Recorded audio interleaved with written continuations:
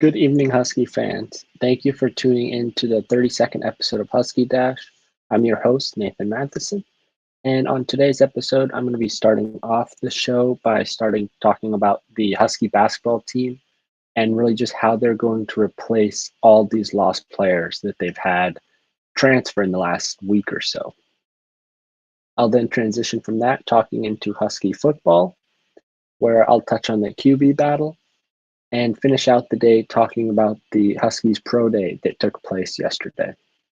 Feel free to leave any comments you have in the chat, and I'll make sure to get to them. So, starting off this show is just the Husky basketball's exodus, as I'm calling it. Husky basketball struggled last season immensely. Everyone knows that. They went 5-21. They looked discombobulated at times throughout the season, and they went on long stretches where they either couldn't score offensively or they couldn't get a stop defensively, or they were doing both. That's not a plan for success. That's not how you succeed in basketball.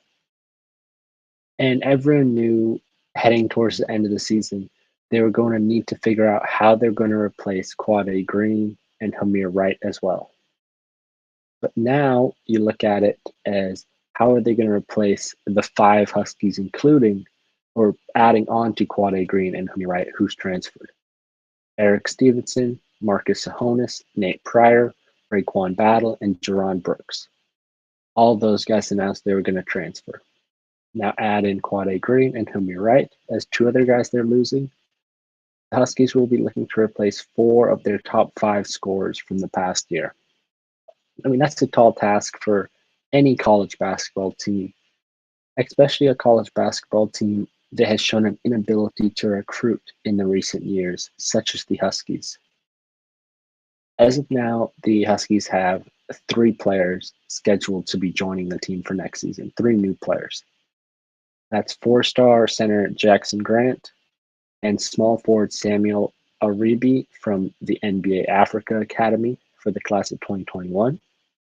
And the third new player that is scheduled to be joining them for next season is Arizona's Trell Brown Jr., who announced he was transferring to UW. Brown is a local kid from Seattle.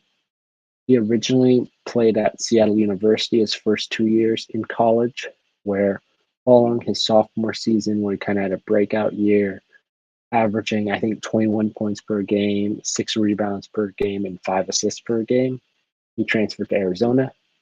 He spent 1 year there, and now he's coming back home to Washington to play for the Huskies. At Arizona this past year, Brown's season started off very slowly. He struggled to score consistently. He then kind of got in a groove of it midway through the season, had some nice games where he was putting up around 15 points. But then at the end of the year, he entered another lull where he couldn't really buy a bucket. His last 11 games this past season were very bad.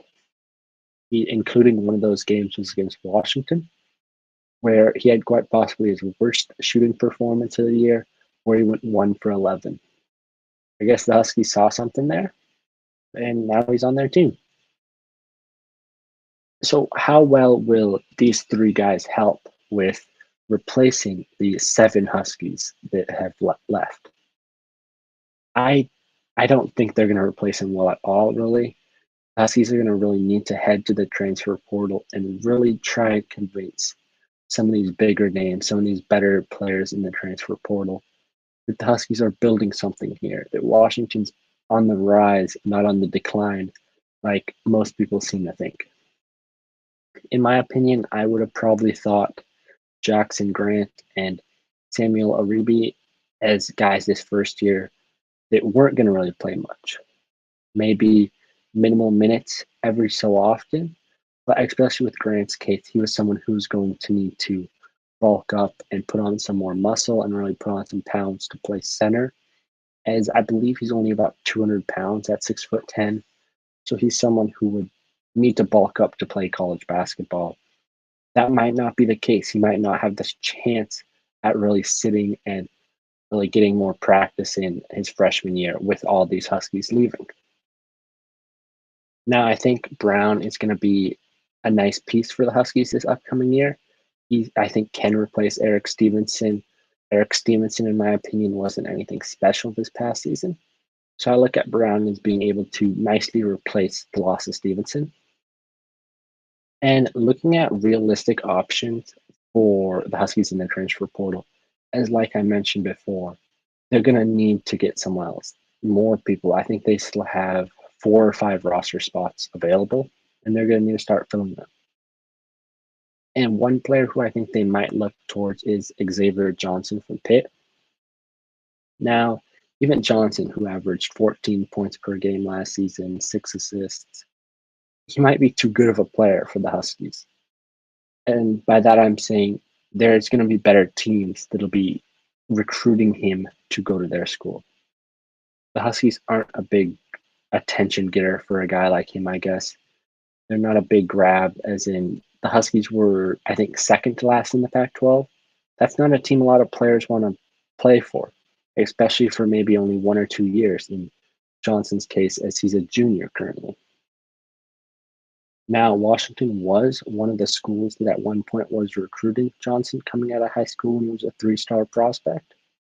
But unfortunately for Washington, Washington ended up offering their scholarship to Elijah Hardy instead of Xavier Johnson. And we all know how Elijah Hardy did at UW, as he's no longer here. He transferred after last season. Johnson, on the other hand, would have been a much better get, as he's gotten scored double digits in his average for the last 3 seasons. So all 3 years at Pitt, Johnson averaged double digit scoring, and he also averaged about 4 or 5 assists each year. So that's just another example of Huskies whiffing on a recruit, choosing Elijah Hardy over Xavier Johnson. Another name that the Huskies should keep an eye out for is Tari Eason. He was at Cincinnati this past year. He was a freshman last year. Cincinnati themselves are kind of having a big exodus of players transferring. And Eason played high school in Washington and was a 3-star prospect in the class of 2020.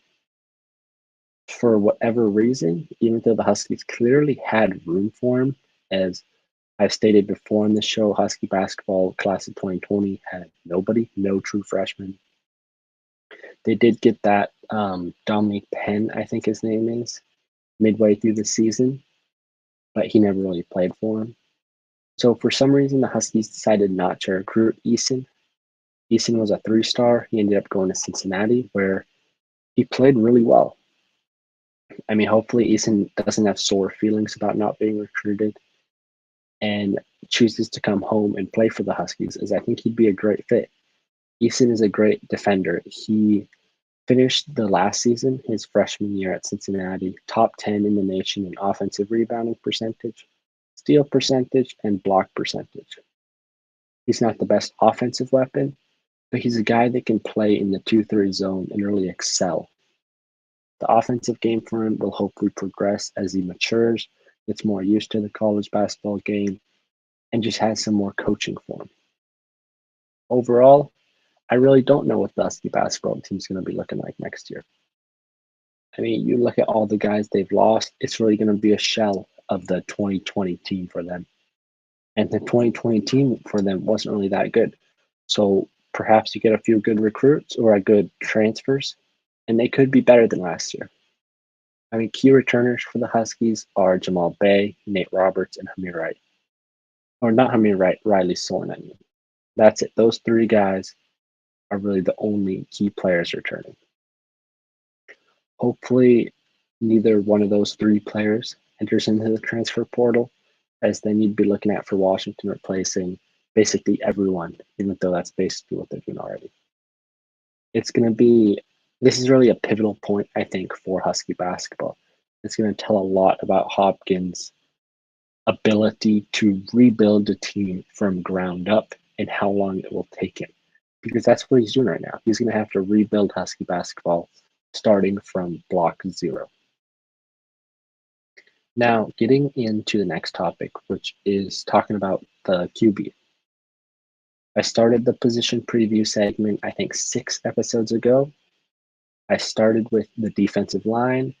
I moved all throughout the defense, moved to the offense, talking about offensive line, wide receivers, running back position. And now here I am talking about the QB position. I've touched briefly on this position in prior episodes, but I'm going to be going a little more in depth, I guess you could say, today. Now, as everyone watching already knows, Dylan Morris last year was the Husky starting QB. He was a redshirt freshman, and he started all 4 games for them last year. His stats in those 4 games was a 61% completion rating, 897 yards, 4 touchdowns, and 3 interceptions. And really, this last season, it's tough to judge, tough to compare, tough to analyze his stats, as the Huskies, like I said, only played 4 games. Most teams played more games. It's tough to compare something like that. It was a weird situation.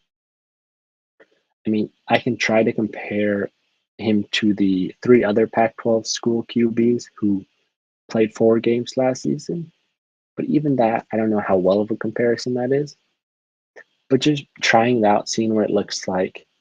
If you look at the yardage for those other 3 QBs compared to Morris, Morris actually outthrew them all in yardage.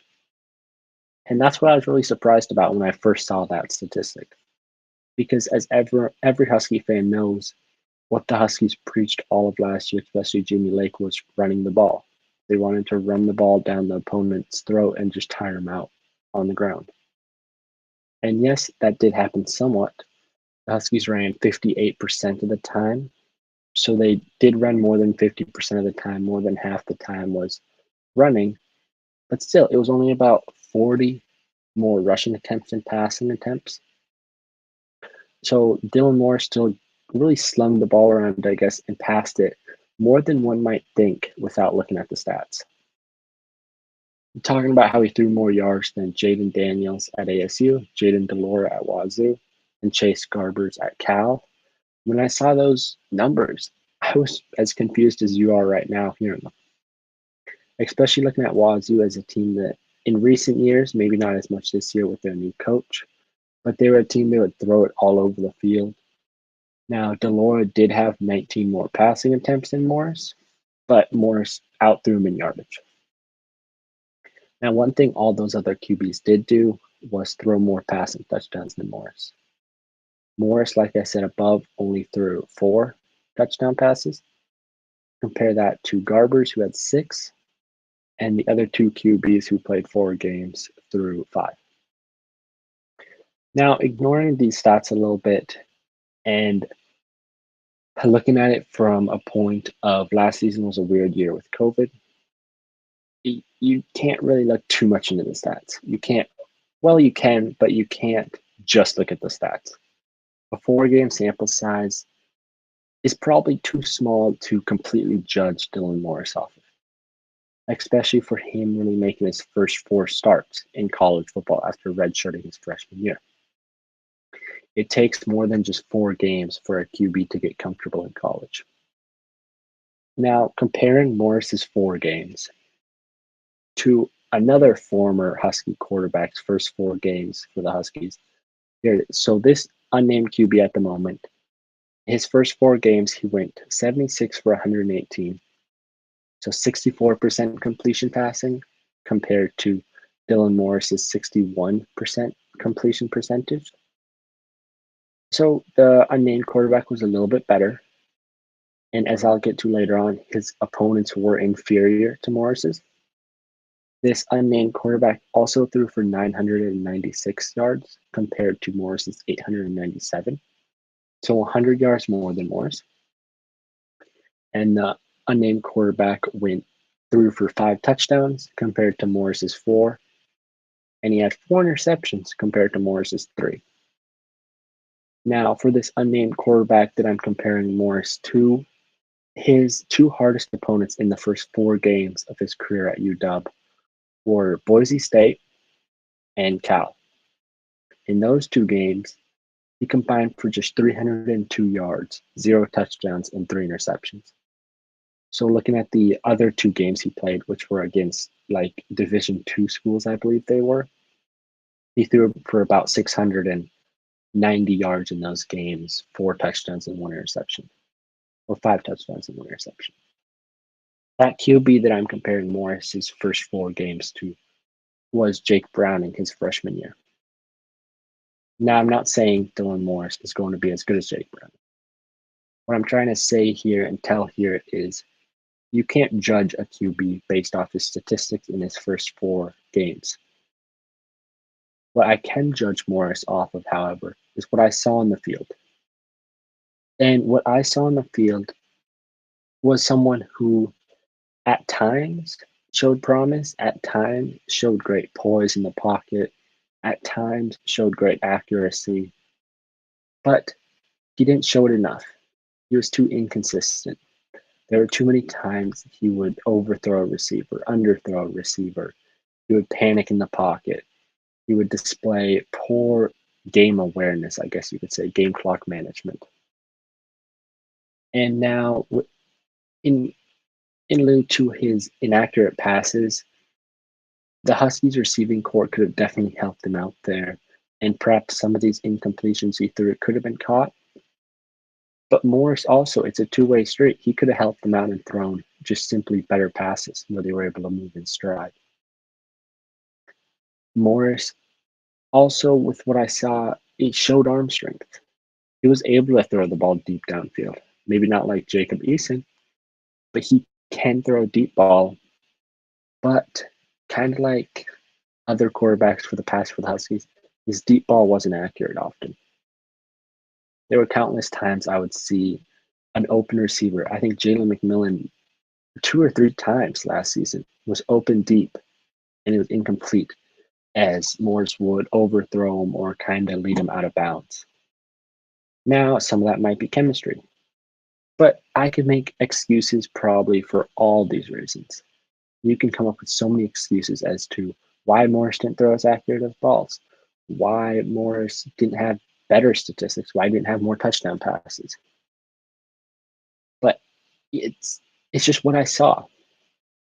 And what I'm trying to say here is if Morris can't fix these issues that he had, then the Huskies have a perfectly capable, in my opinion, 5-star true freshman in Sam Hewitt coming in probably eager to play from day one, as who doesn't want to play day one in college football? And Hewitt's someone who I think is capable of doing that. In high school, in 35 games, he had a 62% completion percentage, a Washington State record 13,226 passing yards, and then 153 touchdowns. He can throw the ball. Now, he'll definitely need some adjusting as he's coming from Kennedy Catholic, where they ran the air raid offense, and in many cases, his receivers were probably leaps ahead of the defensive backs. I mean, he was thrown to last year, Jabez Tene, 4-star for UW. I think his other receiver also is a 4-star who's going to Arizona. And at UW, his receivers are probably going to be similar in talent-wise, actually, to the guys he was thrown to in high school, maybe slightly better due to experience. But the defenses that he'll be going up against are going to be much better. And that's really going to be a pivotal point for Hewitt's transition from high school ball to college ball. Can he read the more complex defenses? Can he understand the coverages, call out hot routes, and do all the things that a great college quarterback does? Hewitt's already talked about how he's had consistent communication with Huskies offensive coordinator John Donovan. And that's definitely going to help him out learn the playbook quicker and just learn the system that he's going to be playing in. And if he can learn that, if he can make the transition smoothly, then I hope he starts day one. Because what I see in Hewitt is someone with a much higher ceiling than Morris.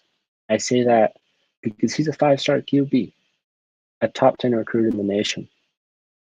Scouts and college recruits saw something in him that they didn't see in Dylan Morris coming out of high school as a 4-star, number 171 prospect. The experts saw something in Sam Hewitt. That's why I think he's got the higher ceiling. I think Morris is probably the safe pick, a guy who can get the job done, a guy who's been at UW now for 3 years. But Hewitt is the guy that can take the Huskies places. He's the guy that can let the Huskies excel. He's the guy that can put the Huskies back on the national stage simply because he has that much talent. And speaking about talent, getting into my last segment, looking at the Pro Day. Now, the Pro Day was especially kind of relevant or more important, I guess, more light shined on it this year as there was no combine. And so the Huskies Pro Day last yesterday, they had 12 people working out. And really, there's probably out of those guys who I think could go in the first 3 rounds of the NFL draft. And those four in no particular order.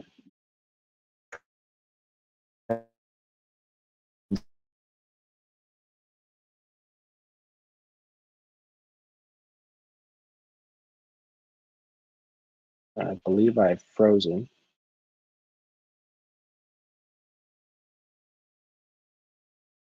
This is some technical difficulties. I believe I've frozen.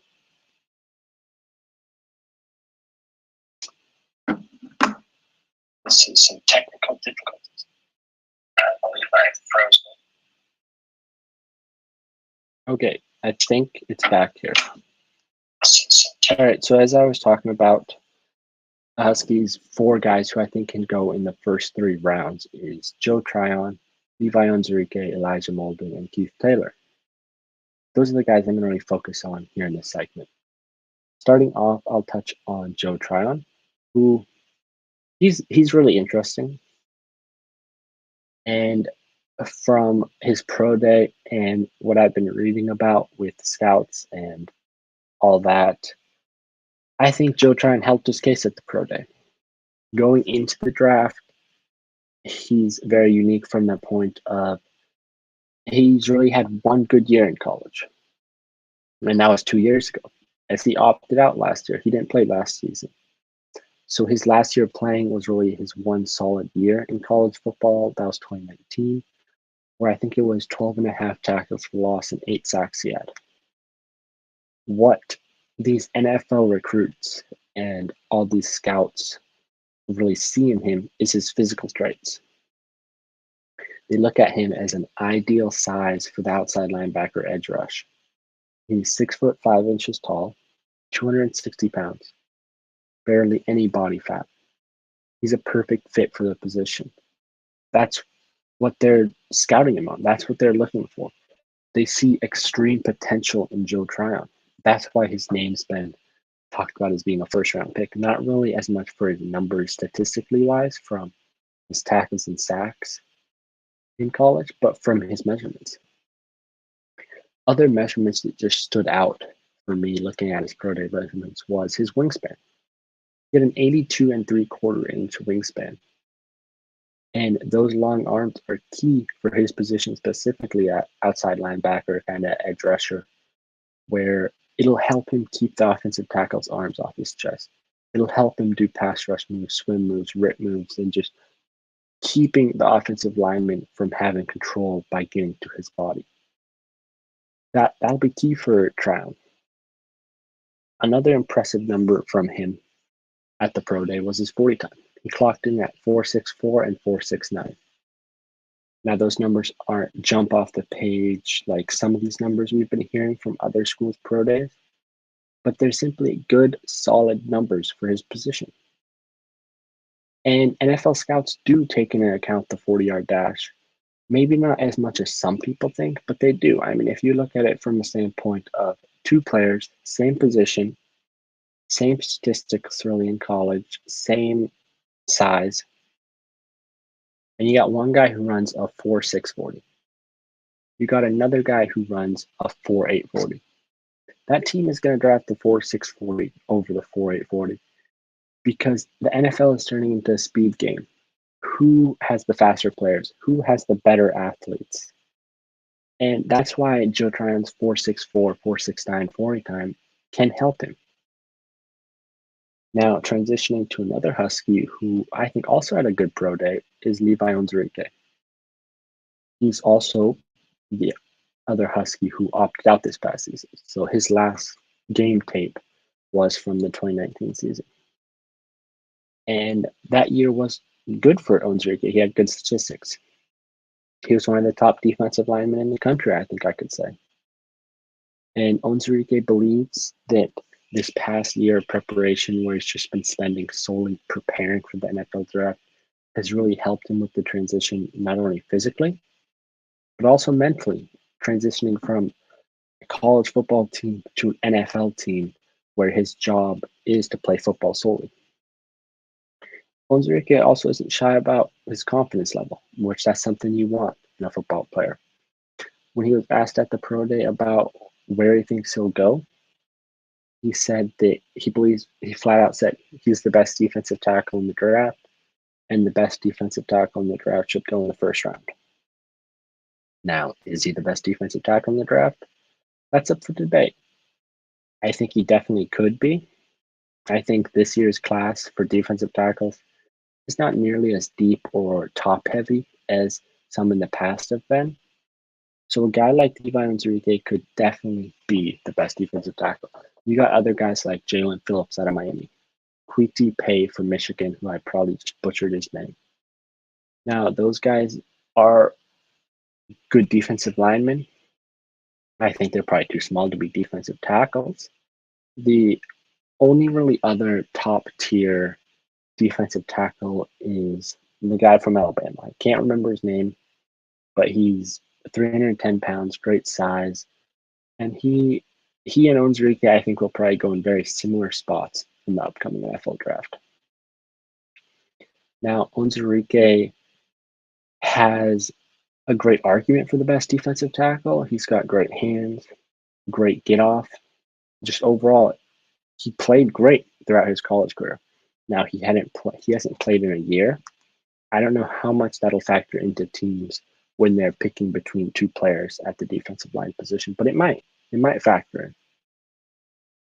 Onwuzurike overall had a good pro day, I'll say. Now heading to the back end of the defense and talking about Keith Taylor. Keith Taylor, I kind of could compare to Joe Tryon in the fact that he's a guy who doesn't have eye-popping statistics. He's a guy who, throughout his 4-year college career, I don't think he had a single interception. He didn't stuff the stat sheet. What he has is a great physical traits for his position, like Joe Tryon, a guy who has great potential for the position. At 6'2", 187 pounds, he's great cornerback size. He's someone who can guard these other bigger receivers in the NFL, who a lot of the best receivers have size at 6'2", 6'3". DeAndre Hopkins, Devontae Adams, Michael Thomas. They're all 6 foot plus. Well, Taylor's time at the pro day might not have been what a cornerback would want to run at 4.52. I think Taylor, like Molden's, who I'll talk about next, tape speaks for itself. His tape shows who he is. He has the ability to cover a lot of wide receivers, really any wide receiver. Taylor participated in the Senior Bowl, and all throughout practice and the game, all you heard coming out at Mobile was how great of a player he is, how he's going to be going higher than you think in the draft, how he is locking down some of the nation's top college wide receivers, how he's picking off these quarterbacks with consistency. Taylor has great technique. He has great size. I think he has the potential to be a great corner in the NFL. And as I'm running out of time, I'll quickly wrap up with Elijah Molden, who arguably was one of the better slot corners in college football the past 2 years. He's a guy who's a 2-time All Pac-12 selection, first team selection. He's someone who is not afraid to fly up the field, get to the line of scrimmage, and make the tackle on a running back behind the line of scrimmage for a loss. Molden is the opposite of a guy like Tryon, whose numbers speaks volume for him. Molden is all about his film, his production he had in college football. One of the best slot nickel defensive backs, kind of free safety roamers coming out of Washington in recent years. Speaking about his numbers from the pro day, yeah, he ran a 5.5 840. But everyone saw these past 3 years of him for the Huskies just being a great corner, locking down these great receivers, using his technique trusting his eyes, getting interceptions, getting pass breakups, making tackles, doing everything you want in an NFL player. He is going to be paid in the NFL to play on a football field. He's not going to be paid to run a 40. He's not going to be paid to run a shuttle or to do the broad jump. He's being paid to play football. And Elijah Molden's video, his film, speaks for itself. It shows that he can be a great NFL player. And just as I close out here, the order of where I think these guys will go in the draft, it's really tough to predict. I think Onwuzurike and Tryon are probably the first two off the board. I think they could both go late first, early second. And then Molden and Taylor, I think they'll probably end up. I don't think either of them can get in the first round. I think they'll probably be more mid, late second, maybe early third, really depending on what the run on cornerbacks looks like. I mean, some years you see like 15 corners go in the first 2-3 rounds. So that's really going to affect where those guys get picked. Okay, so that just about finishes up all the time I have for today. Once again, I'm Nathan Mathisen. You can follow me on Twitter with the @ that you see on screen right now. Now, I'm just a small part of the Dash Sports family. If you'd like to meet the rest of the crew, check out our website, dashsports.tv.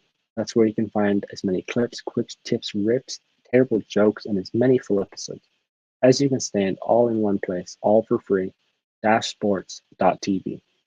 Now, I won't be doing a show next week because I have something going on. So I'll see you in 2 weeks with more Husky football news, as spring football will have gotten underway at that point, so I'll have lots to talk about. Thank you for joining me once again. My name is Nathan Mathisen, and I'm signing off. Thank you.